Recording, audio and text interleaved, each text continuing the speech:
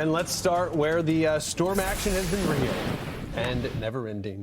It is the Southern Plains, but a bit of an anomaly yesterday. Something called rain moving over the desert, El Paso, Texas.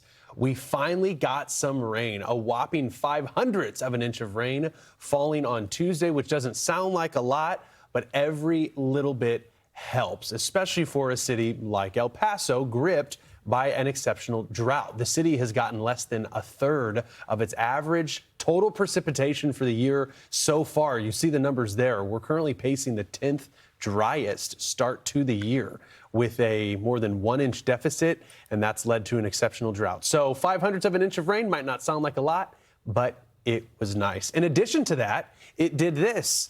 It broke a 4-day, 100-degree plus heat wave streak. I guess you'll call it a heat wave in El Paso. It's the first of its kind, but it's only short-lived because, as you see, by Thursday, temperatures are going to return to the triple digits. The rain, while it was good for El Paso, it's not been good for everyone. We actually have a flood watch that's now been posted for portions of the Hill Country and East Texas. With that risk that we have growing today and also tomorrow, some areas could see just a little too much. To be honest, this flood watch is already verified because for suburbs south of Dallas this morning, we have flash flood warnings that are in effect. And when you look at radar, especially judging what we've seen in the past, this isn't the most aggressive complex that we're contending with, but you see where it's located there south of Dallas. Actually, some rain moving through Dallas right now. And a lot of the heavy stuff has already tapered off, Marissa. We've got the storms that lifted out of Palestine. There's been some additional development that we've had around the city. The flash flood warning that we have there. This one's been an observed flash flood warning until 10:30. It's for portions of Hills, Limestone, and Navarro counties. Yeah, I guess it's incredible coming into this morning, having the flood threat.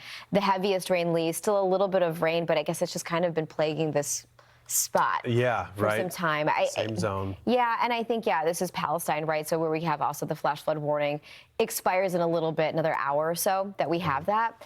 I think just being mindful that you could still have the flooding even once the rain is stopped. It takes a second for everything to absorb, especially considering how wet the ground is. The other zone that we're going to watch is the Texas coastline. We've had some very heavy rain actually trying to just converge and hang out over the coast. So if you're trying to head to the beach from Houston down to Corpus Christi today, well, you're kind of out of luck. Even South Padre, we've got some storms that are trying to work into the southern tip of Texas near the Mexican border this afternoon.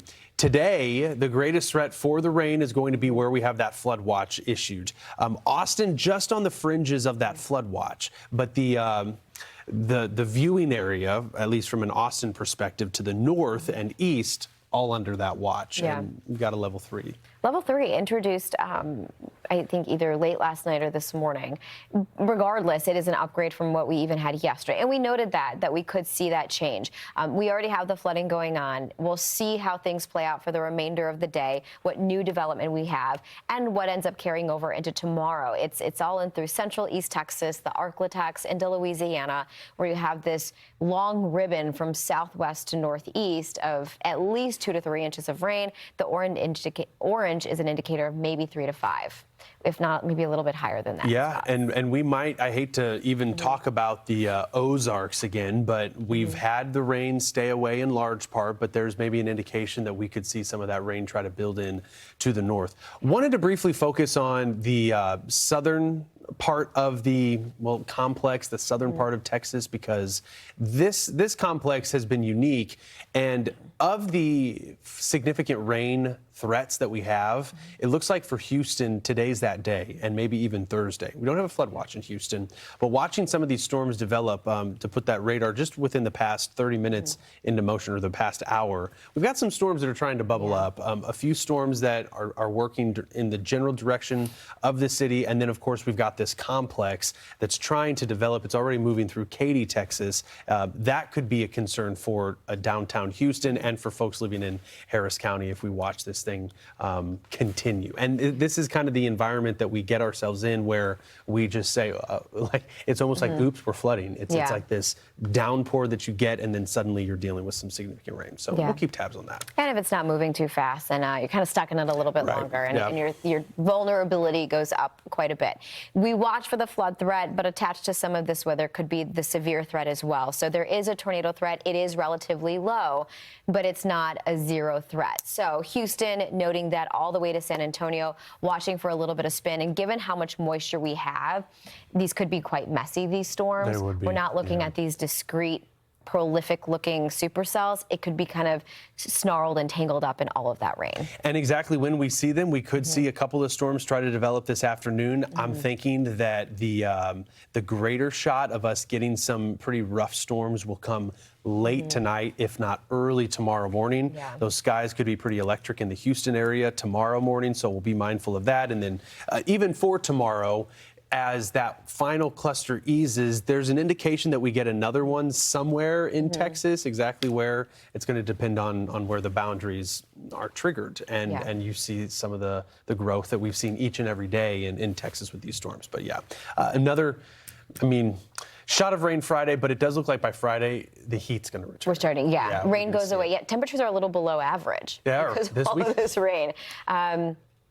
That'll change. Yeah. Let's go ahead and take it further to the north because we are looking at another severe threat and potentially a flood threat for portions of the upper Midwest. Now, when you talk rain totals, it pales in comparison to what we could see further to the south. However, you have to look at topography, recent rainfall, lack of recent rainfall, and how all of this can come into play. So into the Midwest we go, Milwaukee, Minneapolis. Minneapolis, in fact, you could face that flood threat as we get into tomorrow, and some of the storms could also be severe.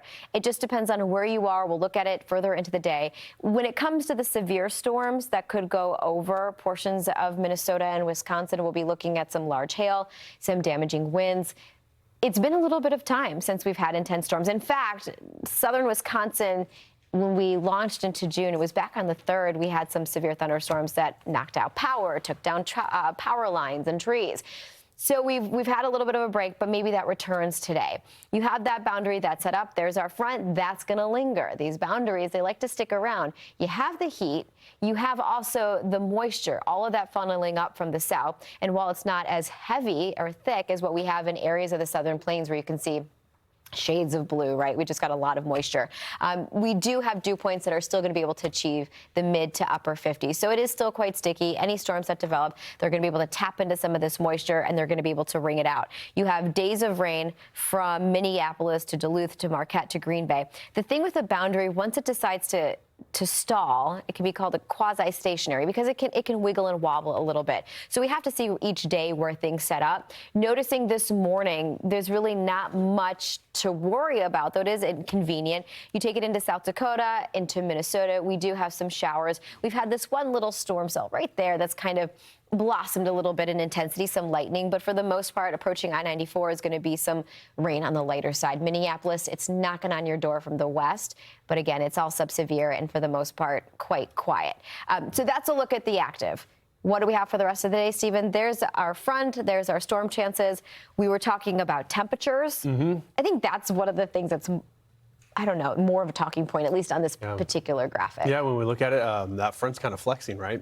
South of the front, south of the front, you're going to easily achieve the 90s, and some of these cities have not hit 90 yet. So we could be in for the hottest day of the year if you're south of the front. Yeah. And congrats, I guess.